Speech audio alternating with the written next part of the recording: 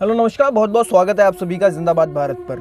बात करेंगे कि भैया खड़गे जी, कांग्रेस के जो अध्यक्ष हैं खड़गे, उन्होंने बहुत से बिंदु हैं जो उजागर करे हैं पार्लियामेंट में, लेकिन कुछ आरोप भी लगाए हैं जिससे साफ पता चलता है कि आज की जो मौजूदा सरकार है वो दलित विरोधी हो गई है, या फिर कहें वो मानसिकता जो मनुवाद की तरफ ले जाती है देश को, वो स्थापित हो रही है।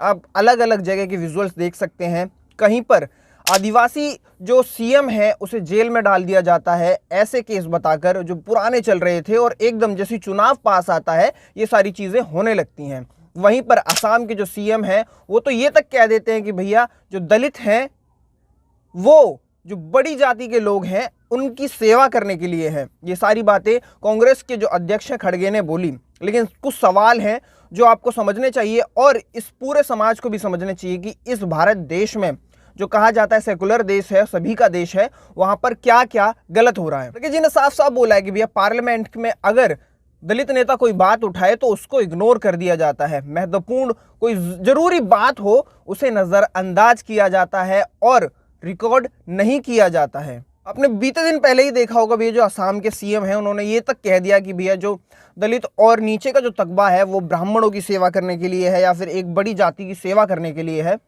तो वो यही पूछते हैं कि भैया ऐसी मानसिकता कहाँ से लाते हैं ये लोग, और कैसे गरीब या पिछड़ों या जो भी नीचे का शोषित वंचित आदमी है, जो भी समुदाय है, कैसे उसका उद्धार करेंगे, कैसे उसके बारे में एक अच्छी नीति बनाएंगे, कैसे उसको आगे बढ़ाने का ये काम करेंगे। जब इनके मुख्यमंत्री ही ऐसी सोच रखते हैं जो मुस्लिम विरोधी हो, जहां पर वो एक पूरी न्याय यात्रा को कह देते हैं भैया ये तो मियाँ यात्रा है और भी न जाने क्या क्या, एक बड़ा सवाल जो कि पार्लियामेंट में इग्नोर कर दिया जाता है। इससे पता चलता है भाजपा चाहती ही नहीं है कि जो गरीब तबका है, जो नीचे का तबका है, वो आगे बढ़ सके, वो पढ़ सके, वो सवाल कर सके और इस देश को आगे बढ़ा सके। कांग्रेस ने भी एससी और एससी एक्ट बनाया ताकि जितना भी समाज है जो वंचित है और न्याय नहीं समझ पाता है, ताकि उनको कोई गलत ना बोल पाए और उन्हें भी सर उठा करके इस भारत के अंदर चलने का मौका मिले। एक न्याय यात्रा चल रही है, भारत जोड़ो न्याय यात्रा, जिसमें राहुल गांधी आपको अलग अलग विजुअल्स के साथ दिखाई दे रहे हैं। कभी वो कोयले से लदी साइकिल जो 200-200 किलो भार की है उसके साथ चलते दिखाई देते हैं, उनसे उनके हाल पूछते दिखाई देते हैं। छोटे छोटे बच्चे जो अलग अलग प्रदेश के उन्हें मिल रहे हैं, झारखंड हो चाहे मणिपुर हो चाहे असम हो, उनसे रूबरू होकर के उनसे उनका हाल पूछा जा रहा है। चाहे वहां पर आप देख सकते हैं जो सेना के लिए उन्हें बोला गया था कि भैया सेना में भर्ती होंगी, लेकिन उनको आज तक पूछा नहीं गया है, अब भी भटक रहे हैं, उन सभी लोगों के लिए भी वो यात्रा कर रहे हैं। मोदी सरकार में भैया जो मजदूरों की इस समय हालत है वो किसी कहर से कम नहीं है। संविदा पे रखे हुए मजदूर, उन्हें उनकी मजदूरी का ही नहीं पता कि आखिर उनका जो न्यूनतम वेतन है वो कितना है।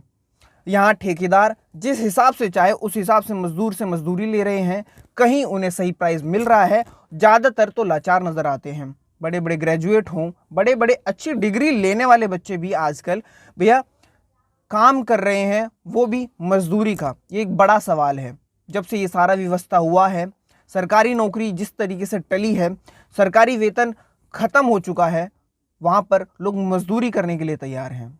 लेकिन राहुल गांधी का ये मानना है कि भैया जो ये न्याय यात्रा चल रही है ये इसी प्राइवेटाइजेशन के खिलाफ है, ये इसी हक के साथ है जो देशवासियों को मिलना चाहिए, उसके लिए एक बड़ी लड़ाई है। तो क्या विचार है भैया खड़गे जी के इस बयान में जो आदिवासियों के साथ हो रहा है, आप कैसे देखते हैं? आपका क्या विचार है भैया राहुल गांधी की जो यात्रा चल रही है उस पर? नीचे कमेंट्स में ज़रूर बताएं।